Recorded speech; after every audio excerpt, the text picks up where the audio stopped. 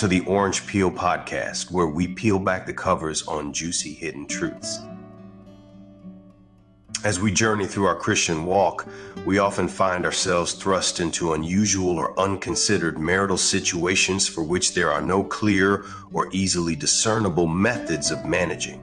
In these unfamiliar circumstances, the child of God can be left stranded on an island of uncertainty and standing in rainy confusion, not knowing how best to manage their relationships in ways that please God, honor faith, and preserve marital intimacy. One such situation that often arises in our highly mobile society with its increasingly transient workforce is that couples might be called upon to manage marital and family relationships from long distance. Some career and job choices require couples to live separately for much of the year.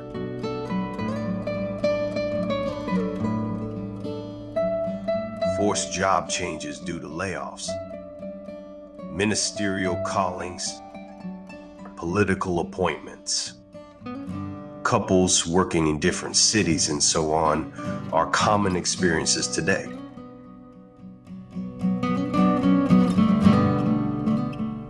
Unfortunately, long-distance relationships rob couples of healthy togetherness and force them out of alignment with the principles that keep couples bonded, connected, romantically fulfilled, and maintaining a blissful union. However, though difficult, these circumstances can be successfully managed. In situations like this, experienced trusted advisors can be invaluable. We have such an advisor for you today as we hold a conversation with a successful Christian evangelist and teacher, Chris Mitchell, who has with his wife managed through a long-distance marital relationship. We hope you enjoyed this podcast as we discuss this challenge many Christians face today. Now freshen that cup of Java, get comfy, and listen in.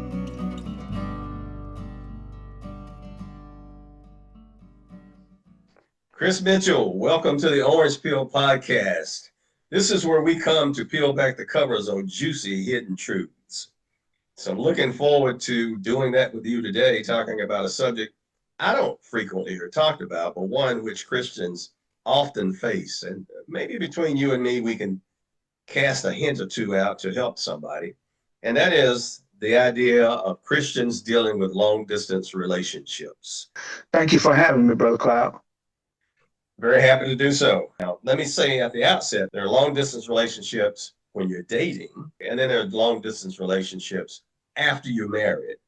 And so ours is of the married variety. So would you share with us a little bit about a recent long-distance marital relationship that you have dealt with? So I just recently returned from fulfilling an obligation, contract, however you want to label it, in Sacramento, California.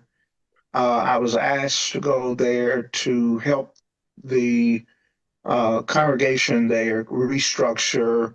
And so that took about 16 months. Being there as long as I was, I mean, it's not for the faint of heart, being away and our children still being fairly young.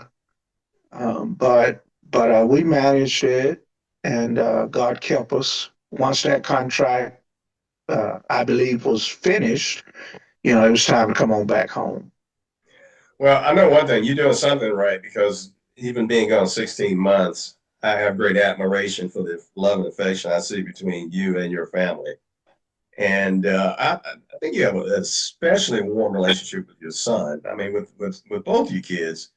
But yeah, I sense a real cool father-son thing going on there. And to maintain that over 16 months is no minor thing. Brother Lee and I were talking about it a little bit last night. Right now I'm still in the hero stage. And so, yeah. And so, I'm enjoying it as long as I have it. Selfishly, I don't want it to change. I think that fathers should be, heroes to their children, especially if God is writing the story of our lives. Yeah. We become His champions, and we become more than conquerors. Oh, I so agree with that. And, that's one of the things behind the Pearland West series called the Daddy Letters. Mhm.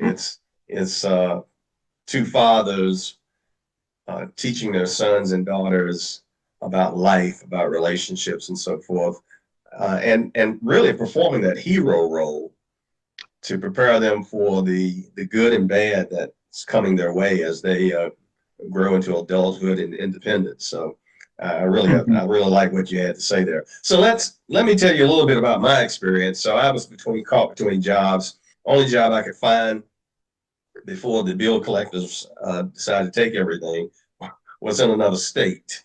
And so I found myself working 365 miles from home. And but I would frequently drive back on weekends to see the family, and that went on for about 6 months. So I learned a lot about trying to manage a family, trying to manage a relationship long distance over those 6 months, and have never forgotten it. So hopefully, between you and me, we can share a couple of good thoughts for folks. So let's Sure. talk about what some of the things are, some of the situations are that might lead to people having to deal with long distance relationships. I'll start with the apostles. The apostles were out trying to take the gospel to the world, and some of them were married. And I would well imagine there was a lot of separation. So even back in the first century, we have examples of long distance relationships. So I'll start there. What are some others you have observed? People in, military service tend to have to be deployed for, long periods and long stretches of time. People who work in, even just something as simple as the airline industry, or we're talking about people who may be married to professional athletes or entertainers. So it's not as unfamiliar. It just probably, unless you're called to have to deal with it, you probably don't even recognize it. But Yeah, my dad, when I was first time I left home, I had some trepidation, I think, but I remember saying something to my dad about it, and he said, son, you're learning what it means to be a black man. And so I kind of, did my little quizzical look, and I said, well, what do you mean? He said, we don't black men don't necessarily have the luxury of finding their best opportunity where they are. You usually have to be willing to move to where your best opportunity is. And so that has kind of been the story of my life. My opportunities, better opportunities, always seem to be somewhere other than where I am. You know, I think Jesus said it, a prophet is not without honor except in his own country. And so sometimes that willingness to relocate allows God to be able to write our story in a more uh, flourishing way. Uh, because, every time you move, you're dealing with a different group group of people with different backgrounds, different understandings. And so, you know, it may not be for everybody, but I don't think it's something necessarily to shy away from either, if that makes sense. no, I think that makes a lot of sense. I think, though, it probably ought to be approached with deliberate care because some people may not be equipped for it. And we'll deal with some scriptures to talk about that in a little bit. But I think there are two situations that may lead you to or into a relationship that is long distance. One is you do it by choice. or you do it because you don't have a choice.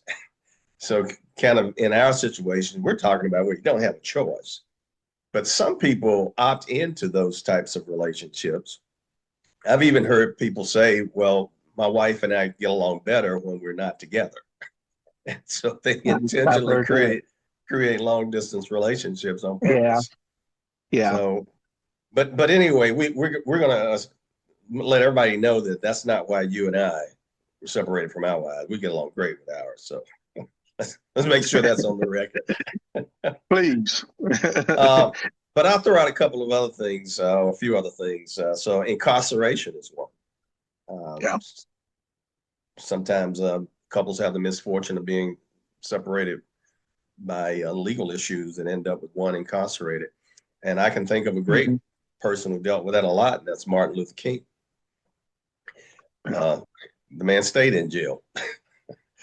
And when he wasn't in jail, he was on the road traveling. So Coretta Scott King definitely dealt with long distance relationship. And, you know, sometimes you can end up in a long distance relationship in the same house. Now, I know this may be a bit of a stretch, but people who work opposing shifts, you know, husband works first shift, wife works second shift. One sleeping while the other's awake, and they never see each other except on weekends if the shifts don't overlap weekends. I've known couples in that situation, and so it's almost the same thing as a long distance relationship. It's just the distance is scheduling more than geography. You know, firefighters do the same Oh yeah, thing. You know, they do 72 on and 48 off. So 3 days, generally speaking, most firefighters spend a couple of days at the firehouse and then, you know, the other time at home. So even they have kind of a tricky schedule as well. great point. People who work here locally, one of the issues we have people that go offshore, you know, and working on the oil rigs out in the middle of the Gulf and Oh, can be that's a great gone one. for weeks at a time. Yeah. Yes, So yeah. it's not as uncommon as we might think. But it's just like I said, if it's not your situation, then you probably, you know, it probably doesn't even register on your radar quite like it does to the people who actually have to live that, you know, on a regular basis. I agree. Now I'm going to say something here. It's my opinion. And some people might not agree with it, but I think there are some professions that dictate that one would be wise to stay single.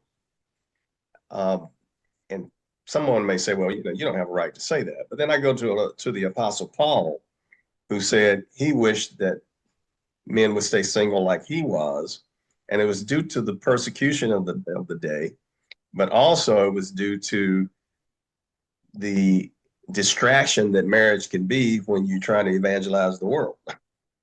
Mm-hmm. And so Paul wasn't saying that it's a sin to get married. He's saying that if you're really going to be 100% dedicated to Christ, it might be a good idea if you don't get married. And I think that's worth talking to our kids about. You know, depending on what you plan to do, you might want to stay single.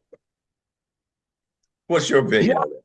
yeah. I mean, you know, he ties it in to being able to do that as a gift. Um, you know, if you have the ability to, you know, maintain your vessel in honor, right? Then full steam ahead. But I think because we live in such um, a sexually visual world today, it makes that gift very rare, if you understand what I mean. You saying it very Um, well. Yeah. so, you know, I think that what Paul is saying is important, but I think even in the context of a marriage, you know, God did not call me into ministry after I got married. He called me before I got married. And so wisdom suggested that I let her know that this is what you're signing up for. Yeah. Because sometimes doing kingdom work, you're in God's army. And so sometimes he deploys you to different places and spaces that don't necessarily allow your roots to, you may have to stay in a pot for a while versus being put in the ground. And I think that was a very crucial and important part um, of understanding with us before we even got married, was Yeah. that God Yeah. had a calling over my life that made it possible for me to even go to Sacramento like I did. Yeah. Um, Great point. Great point, because we do a disservice to our mate or future mates if we don't have those conversations. I like what you said. You made sure she knew what she was signing up for. And I think that doesn't often happen, and people get caught by surprise. And you have one or the other in a couple who was looking forward to a lot of togetherness, mhm. and they find that the uh, the vocation of their loved one doesn't allow as much togetherness. And I've seen it, for example, with the healthcare industry. Some physicians live at the hospital almost. And so they don't see their mates much. And if they are married to someone who likes a lot of togetherness, there could possibly be some friction. It's going to be. It's going to be. Yeah.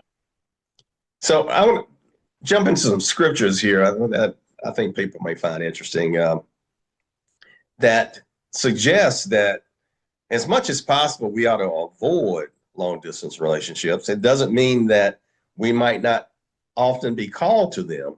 It just means that we might be wise to not opt into them if we can avoid it.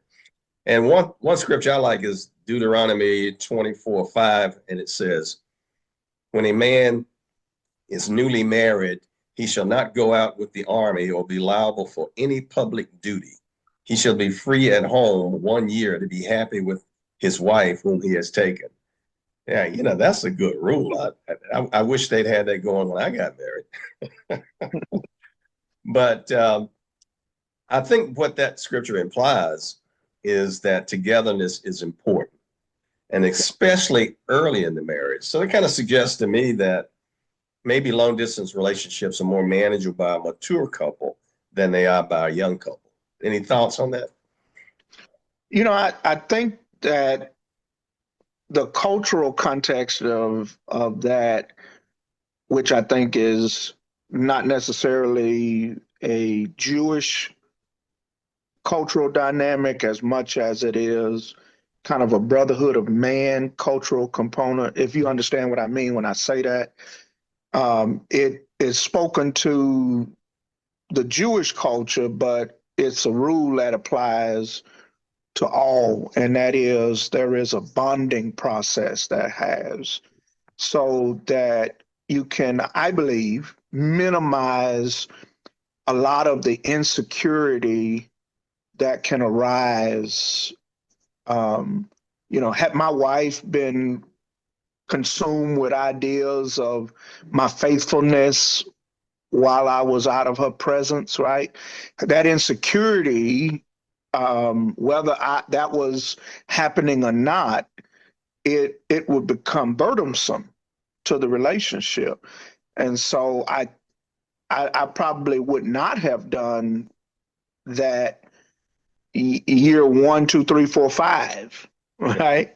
You're right. But in this season, Yahweh called, that calling was at the right time, but our focus was, we try never to violate what or complicate what Yahweh is trying to do, right? So, Yes.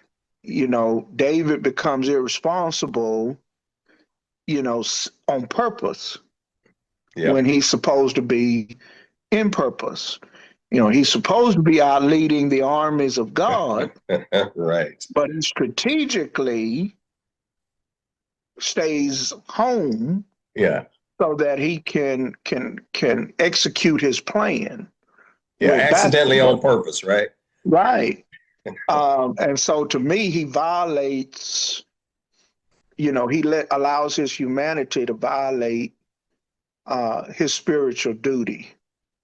And so Good point. I think if we allow God to cover us, then I believe he will, if that makes sense. It does. So I want to throw in an interesting scripture you don't hear quoted often, and people don't quote Song of Songs very often, but I Right. just love this scripture that addresses a point you made, and that is that everybody isn't able to maintain their vessel in honor. Or let's just say it outright. Not everybody can keep themselves faithful to their mate in a long distance relationship Mhm. because they are weak. And the power of that pull is described very well in Song of Songs 8:6-7, and I'll read it. It says, "Set me as a seal upon your heart, as a seal upon your arm, for love is strong as death. Jealousy is fierce as the grave. Its flashes are flashes of fire, the very flame of the Lord. Many waters cannot quench love, neither can floods drown it. If a man offered for love all the wealth of his house, he would be utterly despised." Now, brother, that's a strong pull.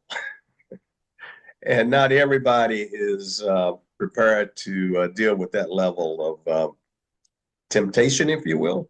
And I think that we ought to be sober-minded about putting ourselves in position to have to deal with, as the writer said, this power that is strong as death and flashes of fire.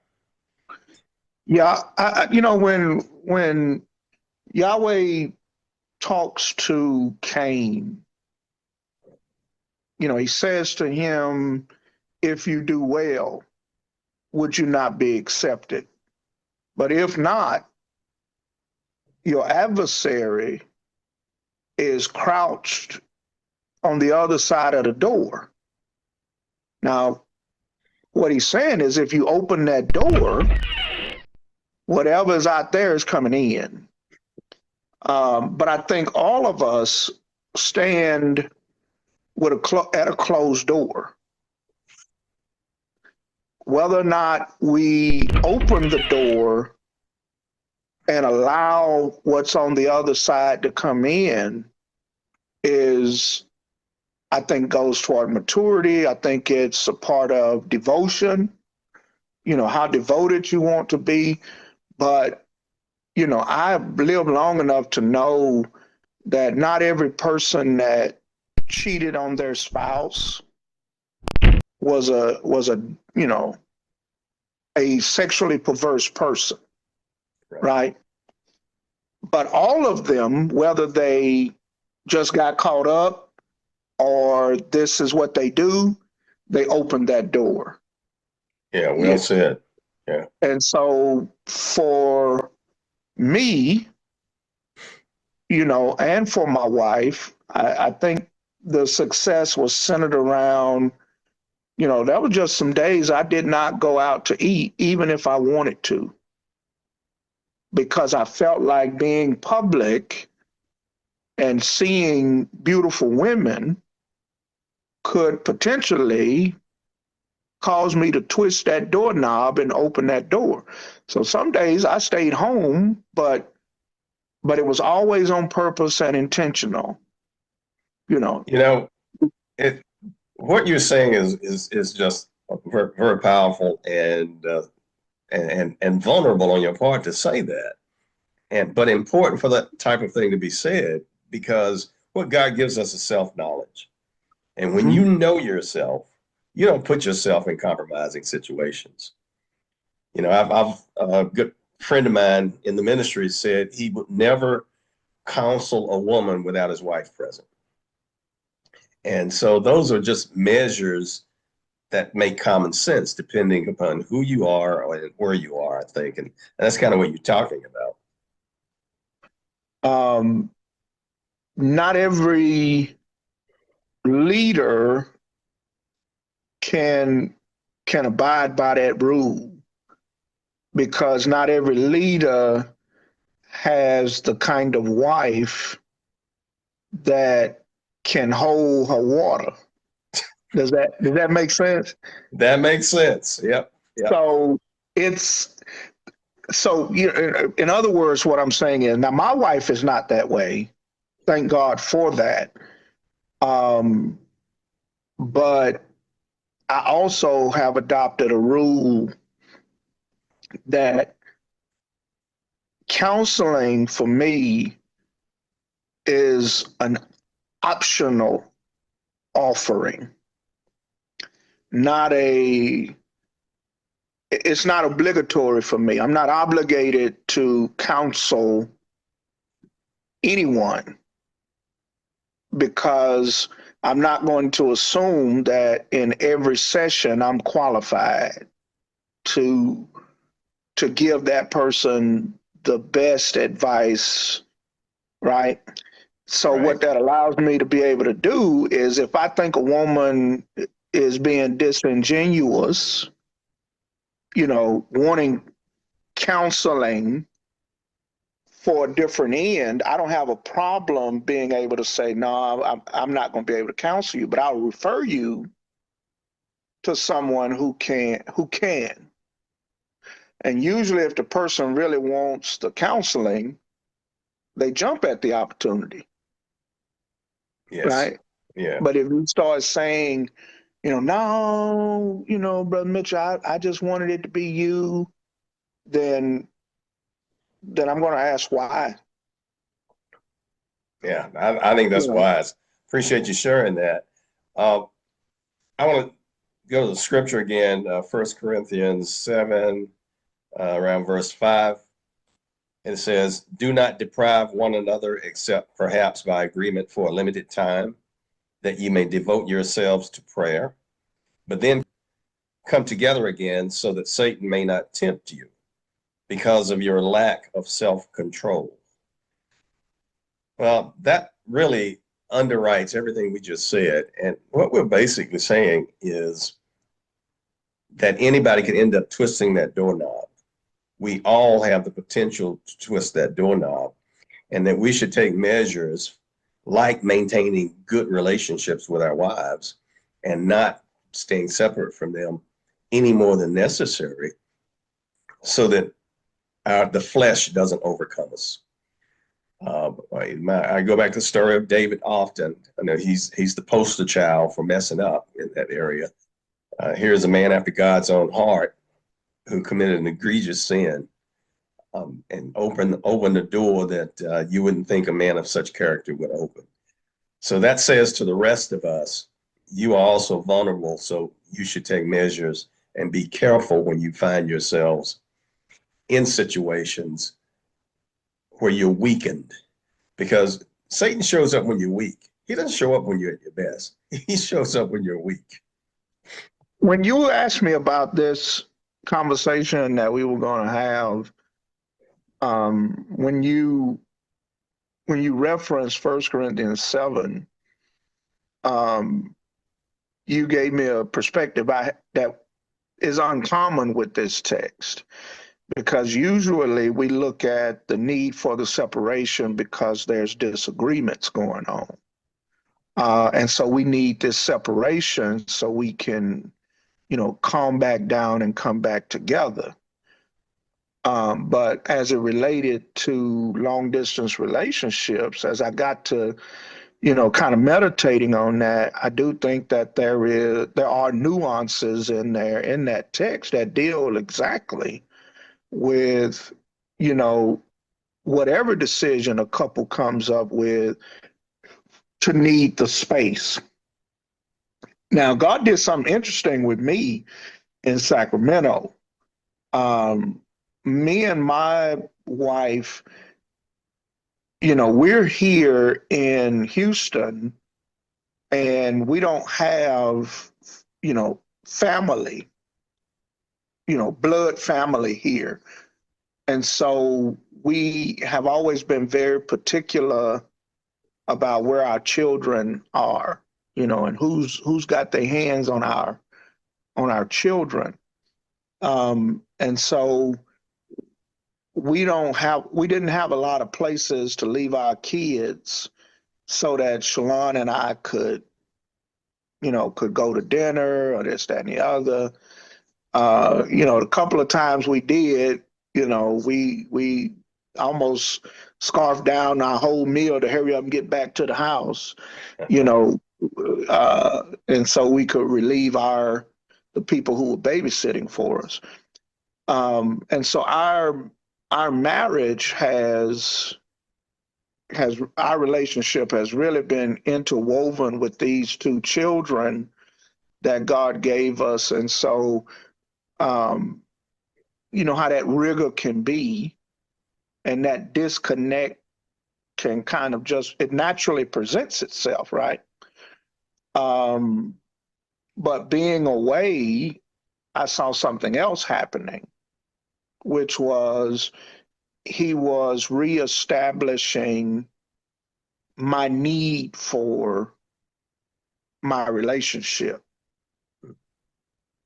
So he was working on me, helping me understand that I didn't, maybe I need to appreciate more what I have. And maybe I was kind of losing, she and I were kind of losing sight of husband and wife because we were so involved in mama and daddy, right?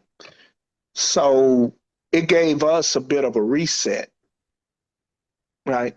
And so when you were talking about that passage with me, I saw it, through a different lens. And so I appreciate, your perspective on that, because it helped answer about two or three questions that were kind of lingering, and so sometimes couples do need that hard reset, especially because among our culture, we don't get married the same way that the Jewish culture did in Second Temple Judaism, right? We get married based on the most flimsy part of the human condition, which is our emotions. Yes. Because how we feel when we wake up is not necessarily how we feel when we go back to bed. So right? true. And so feelings then, when people don't feel that way anymore, then it's time for a new relationship, or this isn't fulfilling me and I'm not happy, So that's one of the reasons why, like, when it comes to like marriage and remarriage, that we read, from what Jesus is saying and what New Testament passages are saying, that cultural context becomes very powerful. Yes, it does. Because, two people can love God with all of their heart and their marital relationship not work. Yes. You understand what I'm saying? I understand exactly what you're saying. And so the time away encouraged me, regardless of how my emotions were when I left, my emotions were in the right place when I got back. Yeah, that's a great story. And I like you bringing up kids, because kids can create as much distance as geography in a marriage. Yes. And I heard a seminar on this one time, and it made me laugh. The speaker was asked, well, aren't kids good for marriage? Don't they bring couples together.